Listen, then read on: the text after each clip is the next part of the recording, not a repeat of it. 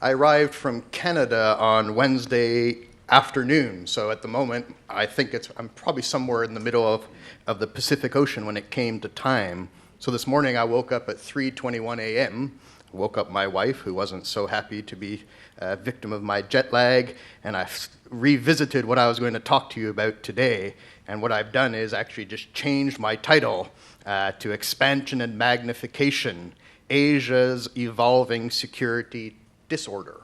So a little bit different, kind of the same theme, but different. I first wanted to start, when I look at international relations, it strikes me there's two types of policy challenges that are particularly difficult to deal with and very good subjects for PhD theses and other types of academic publications. The first one is probably more in the economic realm, and it's kind of known as the bubble under the plastic sheet problem. If you try to burst a bubble when it's under a plastic sheet, all you do is move the problem somewhere else. So if you raise interest rates to strengthen your currency, you slow down your economy and so forth. I think the war on terror had many of this bubble under the plastic sheet problems in non-traditional security. Another one, and it's the one I'm going to be talking about today, are when you have contradictory, pulling different ways, but intertwined trends or changes. So you're being pulled in opposite directions as a state or a policymaker or a husband at the same time. I find university policies, do more research, teach more students, and do more administration a very good example of this type of challenge. For me, I think the evolving Asian security order or disorder is a very good example, as I say, of the second type of major policy challenge. And the fact that the two contradictory changes I'm going to be talking about, contradictory in effect, are structural in nature, not temporal or temporary, simply deepens the problem that I'm going to be talking about today, the two ones being expansion and magnification. The first one I won't spend too much time on because it's the subject of I don't know how many Amazon rainforests of opinion pieces. It's the expansion of rising Asia. So clearly there's a global redistribution of economic and strategic power to Asia. What does this mean? One of the key things it means is that it's expanding the geographical scope of particularly China and India's core security interests while providing them greater means to protect these core security interests with force projection capabilities. I would think in 10 or 15 or 20 years, Indonesia, the world's fourth largest population with a good growth rate since the Asian financial crisis, may join this group as well. So you have a rising powers economically having, by the very definition of that, expanding core security interests in geographical scope. This isn't the first time that Asia has been rising, but if you look at Japan and South Korea, and Singapore, if you want to throw in some smaller ones, in many ways, these rising Asian powers in the post-World War II period subcontracted the second part of that to their alliances with the United States, the force projection capabilities to defend their increasing global geographical interests. So Japan never worried about defending its sea lines of communication to the Middle East. The United States did that for them, same as South Korea and Taiwan. China and India will not do that. They will not subcontract that force protection or force protection element to the United States. This is creating increasing friction between China and the United States allies and security partners, a growing club in the Asia-Pacific, and it's also increasing a growing scope for Chinese and Indian protection of their security interests, particularly resource security interests, to overlap often in potentially conflictual ways. This is probably a very new dimension. We can see this kind of structural change by many different attempts to deal with this in the academic and journalistic literature. So we now have the idea of the Indo-Pacific region, bringing these together all the way from the Middle East to the west coast of the United States. I've written on something called Horizontal Asia, that some people mistook the title for something else. We had the quadrilateral idea of Japan, the United States, Australia, and India working much more closely together and bringing India in. On the other side, the Rand Corporation gave the Indians a very scary idea called the string of pearls. Not a necklace of beautiful, but this idea that China is surrounding India, or certainly surrounding the Indian Ocean, with what could in the future be naval bases and bases for force projection capabilities. And finally, you have the not very good Japanese Prime Minister Aso's idea of an arc of freedom and prosperity reaching all the way from India through Indonesia and Australia to Japan, excluding, of course, a non-democratic country, and touching on what I'm going to talk about in a minute, excluding South Korea as well. So we have this expansion of strategic and economic power in the region and the expanding geographical scopes of these rising powers' strategic interests. So that's the expansion part that I think we're all quite familiar with. This expansion and overlap, we can see it in the Malacca Straits, and we can see it in the South China Sea, and we can see it in the Indian Ocean. This expansion of these powers' geographical scope of major security interests makes deeper and broader regional security cooperation more necessary. And there's been a huge amount of work on what types of regional architecture should we develop.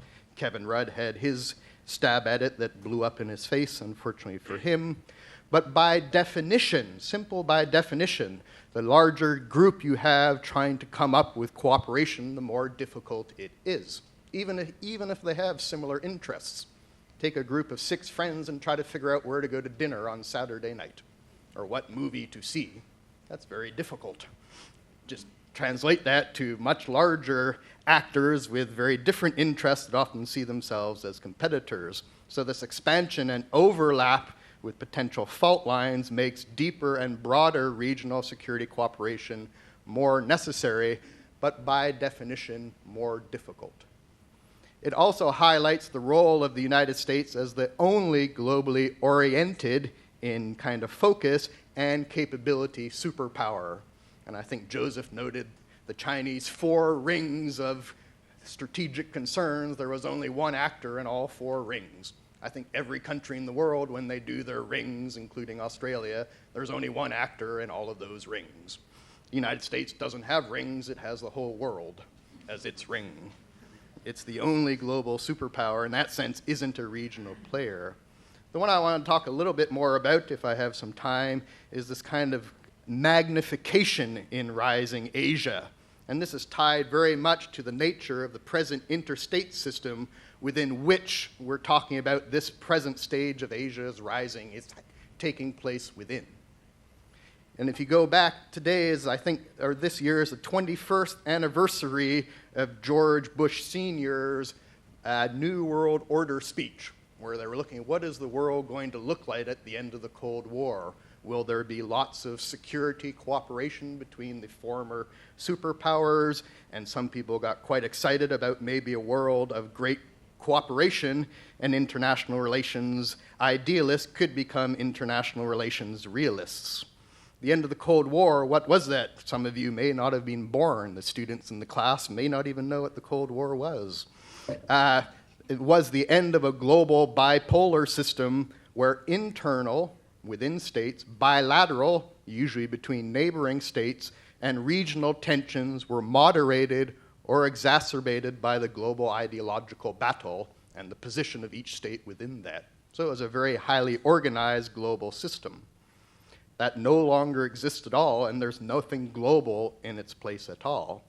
In Asia, with this kind of shift in economic and strategic power, this collapse of the Cold War and its global organization structure has strengthened pretty much across the whole region within states the focus on national interest, national security, and bilateral concerns, in many ways going back to a pre-Cold War realist world. It has elevated the strategic importance of sovereignty for these states, particularly those that see themselves as rising within an unequal system, particularly historically, and as we've seen in the headlines throughout East Asia and South Asia, has elevated pretty much to the primary strategic concern, if you look at kind of how defense policies is changing in the region, territorial disputes.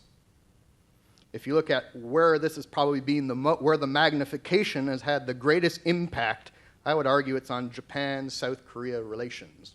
You have the most friendly South Korean president who came to power saying, I want to forge much closer relations with Japan in the security area because Japan and South Korea have extremely similar strategic interests.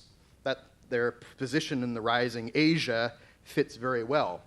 By the end of his term, he became the first South Korean president to visit what they call Dokdo in South Korea or Takeshima in Japan. And when South Korea launched their largest ever naval vessel, they named it the Dokdo Class. They didn't name it after some famous hero or some nice Korean food, the kimchi class. They named it the Dokdo Class.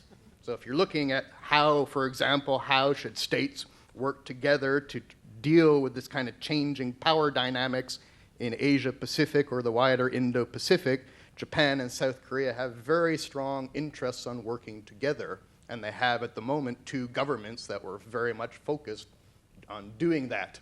At the end of Lee Moon-byak's term and at the end of Noda's term, that's not happening at all, showing that this magnification and focus in on these very traditional bilateral disputes is having a huge impact upon the regional security order.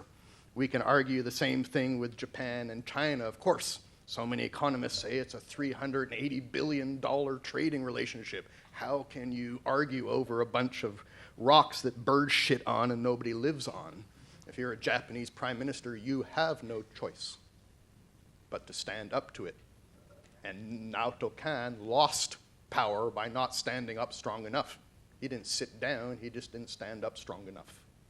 And if you're the new leadership in China, I doubt very much you'll take the Deng Xiaoping approach of 1978 and say, our generations aren't able to deal with this particular problem at the moment, we'll kick it down the road.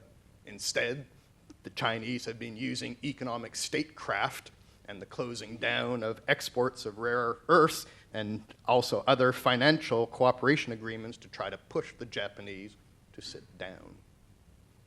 Difficult if you're an economic liberalist or an idealist to try to square that off.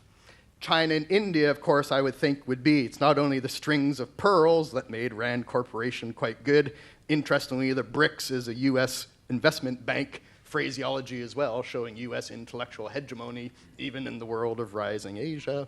I think the China-India relationship brings together these two very powerful and in many ways quite divergent forces. These two are, if you remember, India is 3 times larger by population than the next country on the list. So China and India are fundamentally different players in the interstate system just by their size and by the fact that their economies are so dynamic in the last few decades, particularly People's Republic of China.